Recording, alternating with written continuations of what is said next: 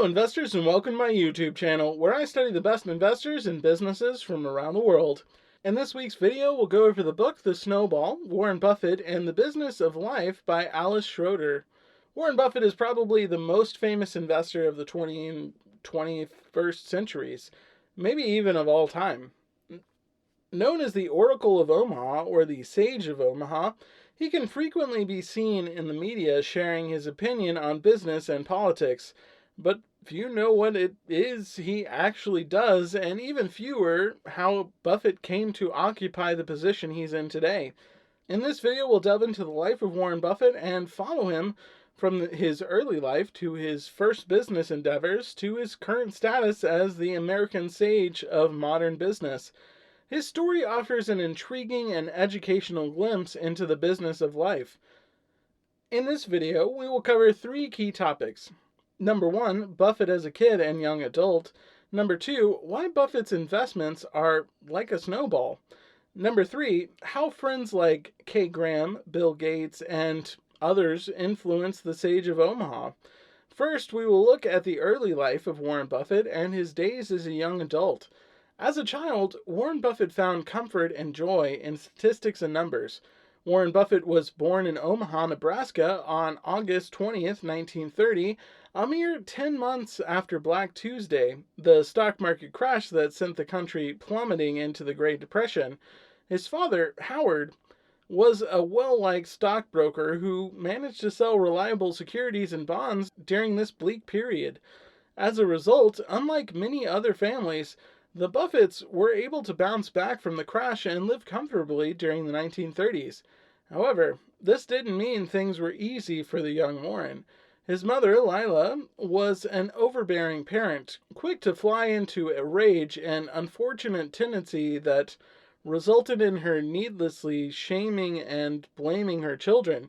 Stuck at home with this abusive and unpredictable parent, Warren was eager to find an escape. More often than not, his older sister Doris was the target of their mother's rage, but Warren also sought ways to avoid his mother's temper, and he found it in numbers, odds, and percentages. One of the reasons he loved school was that it got him away from home and taught him more about mathematics. After his first grade classes let out, Warren and his friend Russ would sit on Russ's front porch and note down the license plates of passing cars. The parents thought that this was so that they could calculate the frequencies of each letter and number appearing on the plates, but in reality, the boys secretly believed their notes could help the police catch bank robbers, as the street was the only possible getaway route from the local bank. Sometimes he was able to get away from home by spending time at his dad's office on the weekends, where he happily wrote the numbers of stock prices on the office's big chalkboard. The young Warren's interest in numbers, probabilities, and statistics was noticed and encouraged by other family members. At the age of 8, Warren received a book on baseball statistics from his grandfather, a gift that delighted Warren. He devoted hours on end to memorizing every page. He received another gift from his beloved Aunt Alice, a book on the complex card game Bridge, which sparked a lifelong obsession. With these wonderful books, Warren could sit happily in his room, away from his erratic mother, and spend time in the company of more comforting and reliable companions, numbers. Buffett began earning money and investing at a remarkably young age. If there's one thing that fascinated Warren more than numbers, it was money. When he was 9 years old, Warren was already making money by selling packs of gum and bottles of Coke to his neighbors. A year later, he was selling peanuts at football games at the University of Omaha. Warren's interest in money intensified in 1940 when he spotted a book at the library called 1,000 Ways to Make $1,000. The 10-year-old Buffett was instantly inspired by it and confided in a friend that he planned to be a millionaire by age 35. He was certainly proving himself to be a determined kid. By age 11, he'd saved up $120, which was a whole lot of money in 1941. He used that money to make his first investment. He bought 6 shares of Company City's service company, 3 for him and 3 for his sister Doris. In high school, the odd jobs continued. He sold golf balls and brought pinball machines that he rented out to barber shops, but his wages really went up when he started delivering newspapers. In 1942, his family had moved to Washington, D.C. after his dad was elected to serve in Congress as the Republican representative for Nebraska's 2nd District. It was here that Warren started delivering papers and selling subscriptions on 3 different routes, one of which contained 3 popular apartment buildings that were home to many U.S. senators.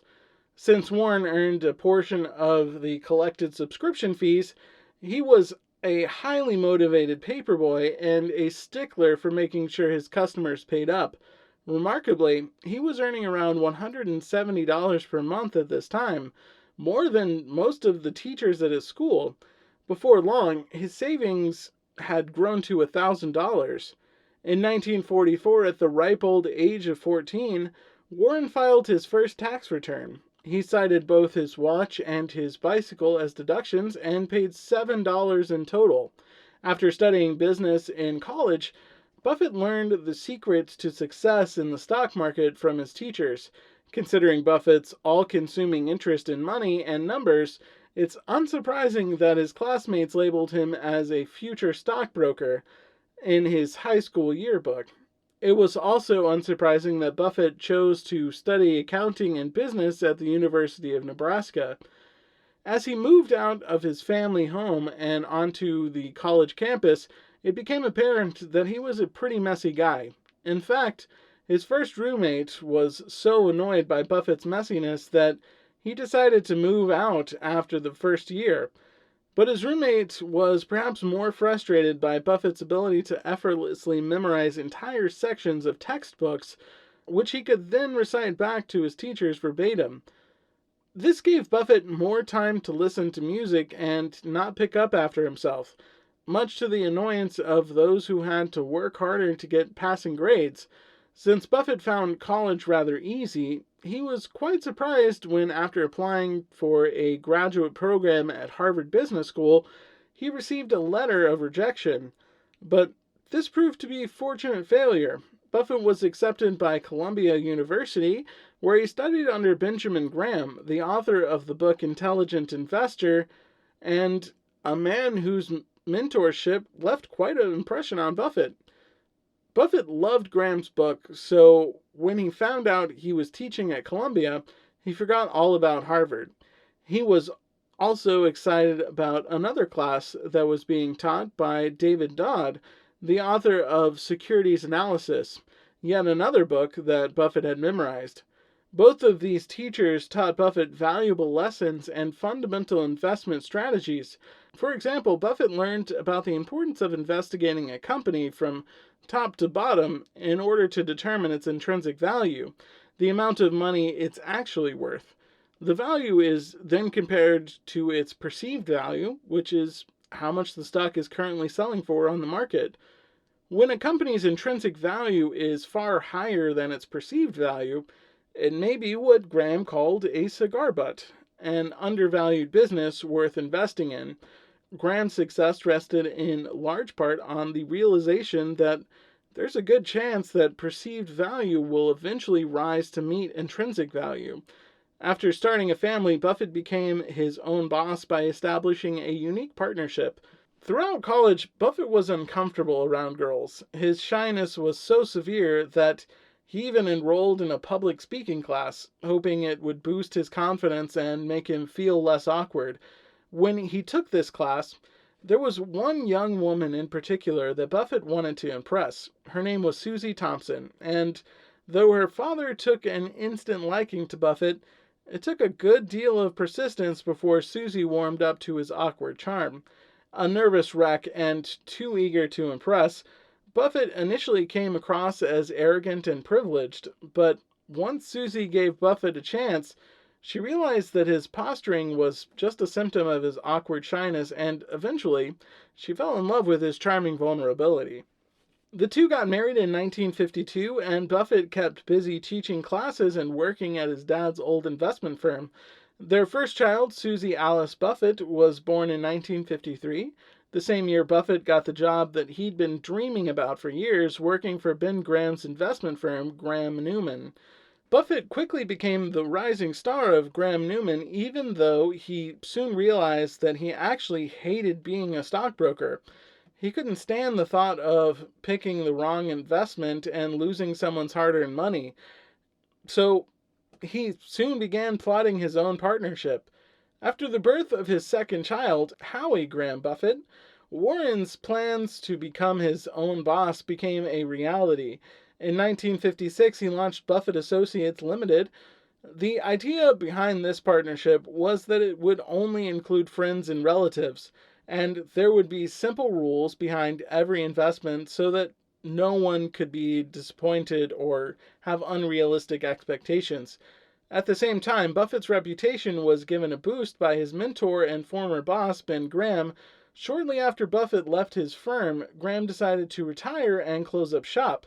But on the way out, he recommended Buffett as a reliable man for his clients to invest their money with. In his original partnerships, Buffett stuck to a strict philosophy. It proved successful.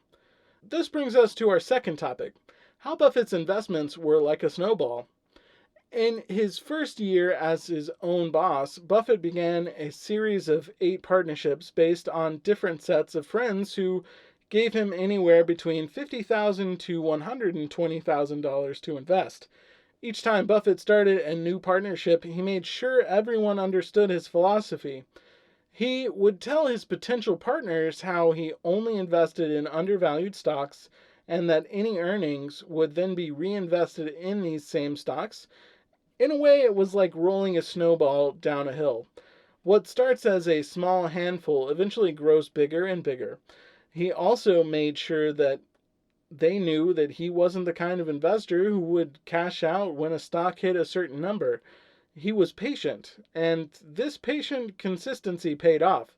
At the end of 1956, his partnerships beat the market by 4%. At the end of 1957, it was 10%. And at the end of the 1960, it was 29%. The snowball was rolling. By the start of the 1960s, Buffett was already managing over $1 million. At this time, the stock market was on an upward swing. Unlike many other investors, however, this shift in the market didn't change his way of doing business. He still searched for undervalued companies, and when he found something he wanted, he bought up as much stock as possible. This often meant earning a seat on the board to make sure the executives didn't do anything foolish with the investors' money. Remarkably, while managing millions of dollars, Buffett was still doing all of his own paperwork. But in 1962, he decided to make things less complicated and dissolved all of his individual partnerships into a single entity, Buffett Partnership Ltd. Around this time, Buffett's success was starting to expand beyond Omaha to Wall Street, where he was gaining recognition as one of the few major players who didn't work in New York City. However, some established moneymen remained skeptical and predicted that he'd go broke any day now. In the mid-1960s, the partnership grew big enough for Buffett to start buying entire businesses. One person who recognized Warren Buffett's talents early on was Californian lawyer and part-time investor Charlie Munger. The two like-minded individuals became fast friends after a long lunch in 1959, a friendship that inevitably led to a fruitful business partnership. Munger's perspective opened Buffett's eyes to bigger possibilities and helped him realize that you could still play it safe while moving beyond those cigar-butt stocks. Indeed, the Buffett partnership would soon be taking a huge leap forward, thanks in large part due to a certain stock that Buffett picked up at just the right time. When John F. Kennedy was assassinated in 1963, few people were paying attention to any other story, but by then, Buffett was a creature of habit, and he continued digging through the back pages of the newspapers where he came across a story about a soybean scandal involving American Express. A subsidiary of American Express had certified that certain storage tanks contained soybean oil, but they were later revealed to be filled with seawater. As a result, American Express stocks took a severe hit, but this didn't worry Buffett. He knew that the company would bounce back. So when prices hit rock bottom in January of 1964, he began gradually pouring money into American Express. 3 million at first, and then by 1966, 13 million. Naturally, American Express did bounce back, and it brought the partnership unprecedented rewards, enough for Buffett to start buying entire businesses. One of the first buyouts was a business that would come to define Buffett. The small Massachusetts textile manufacturer Berkshire Hathaway.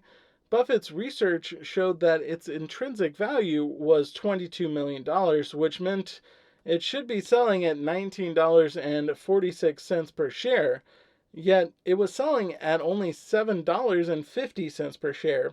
In 1965, after some negotiation, Buffett got controlling interest in Berkshire Hathaway by purchasing 49% of the company at a little over $11 per share. That same year, Warren and Susie earned an additional $2.5 million thanks largely to the American Express investment, which meant that Buffett had more than met his goal of becoming a millionaire by the age of 35. With larger purchases came larger problems and some new rules to follow. Even though Buffett is closely associated with Berkshire Hathaway now, the company was so problematic that Buffett would come to regret ever getting involved with it. But Buffett isn't the kind of investor who likes to cut his losses, a philosophy that goes back to before his involvement with Berkshire Hathaway. In 1958, Buffett made a similar purchase of a company in Nebraska called Dempster Mill Manufacturing, which made windmill and water irrigation systems. But things quickly fell apart. He put the wrong management in charge, the company went bankrupt, and he decided to liquidate the company's assets. As a result, people lost jobs, and the neighboring community openly expressed their dislike of Buffett.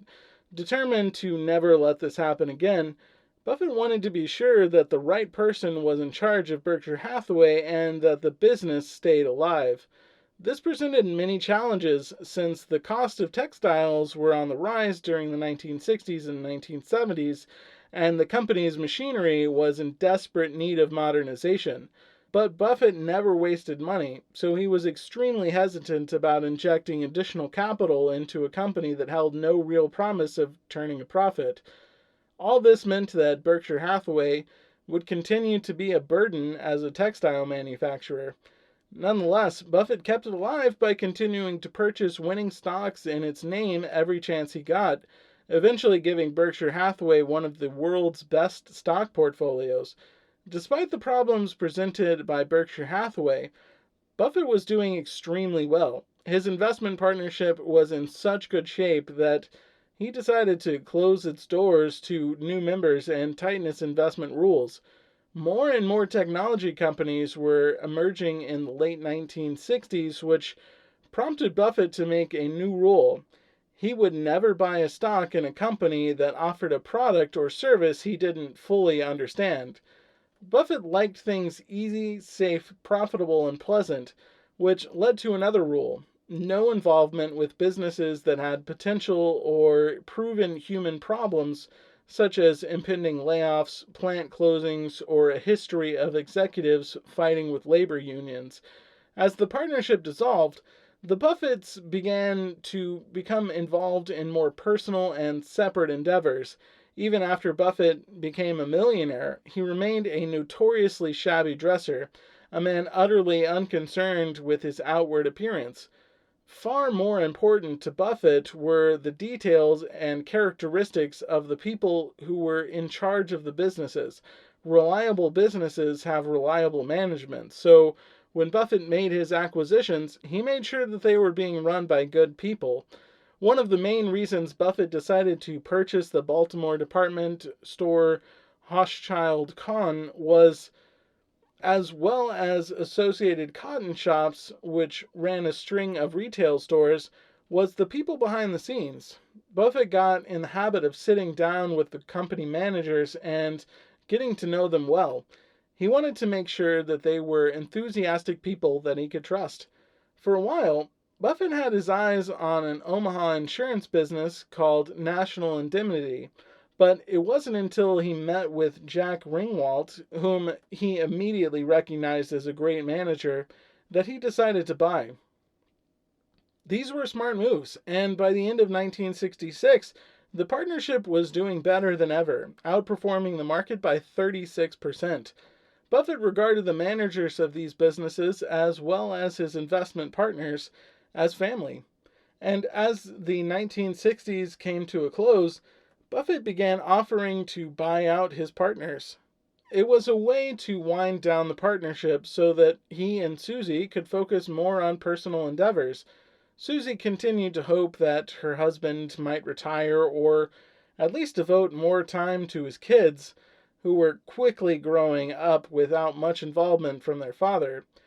Thirdly, let's take a look at how his relationship with Kay Graham, Bill Gates, and others influenced the Sage of Omaha.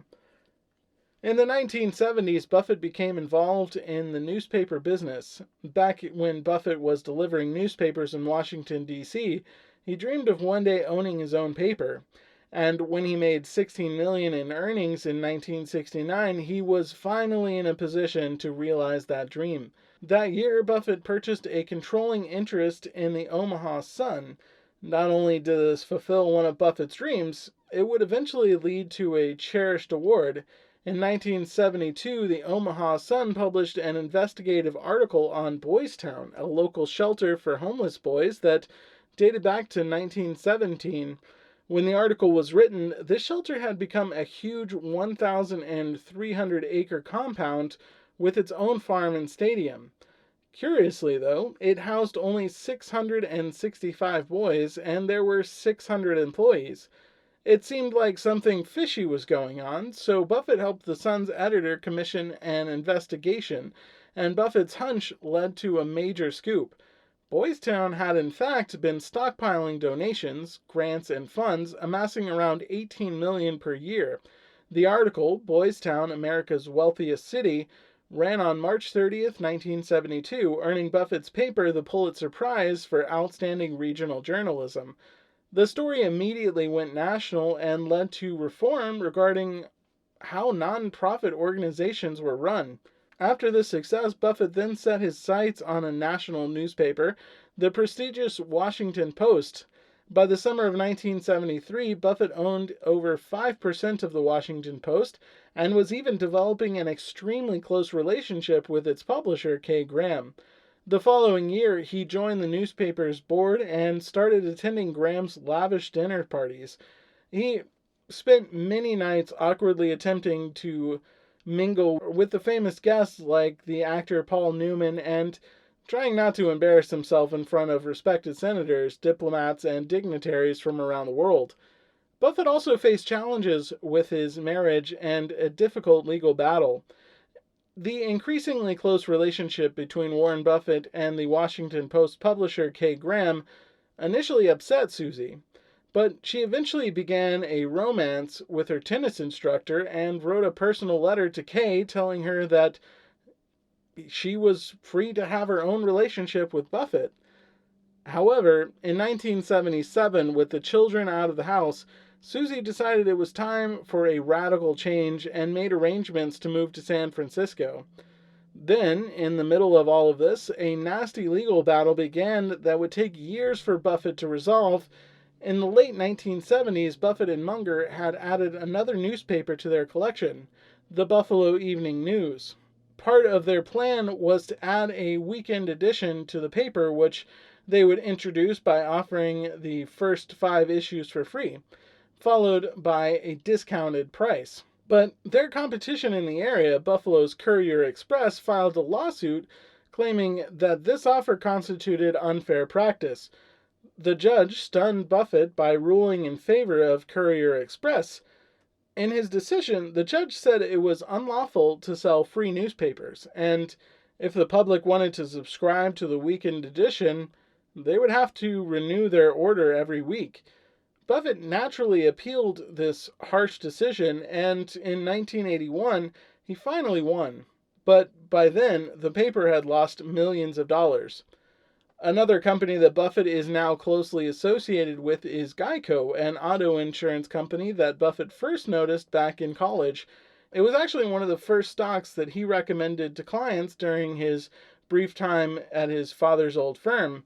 But it wasn't until the 1970s, when the company was in crisis, that he became closely involved. In 1976, Buffett joined Geico's board to help it out of bankruptcy by revitalizing its management. At that time, an executive named John Gutfreund, who worked at the Wall Street trading house Salomon Brothers, helped Buffett raise funds to get Geico back on its feet. Buffett was grateful for Gutfreund's help, and he tried to repay the favor when Salomon Brothers faced some problems of its own. In the early 1980s, hostile takeovers became a standard way of doing business on Wall Street. Junk bonds were used to make brokers rich, and everyone was racking up debt by making deals based on credit. Buffett, who always paid with cash, hated these practices, and he didn't like the brokers or analysts indulging in them either. But when Gutfreund asked for his friend's help in 1986, Buffett agreed to join the board of Salomon Brothers. Buffett has such a reputation for being associated with stable and reliable companies that having him on your board was a clear sign to everyone that the company was in good hands and not vulnerable to takeover. Of course, Buffett's success has continued without technology investments, despite an eye-opening friendship with Bill Gates.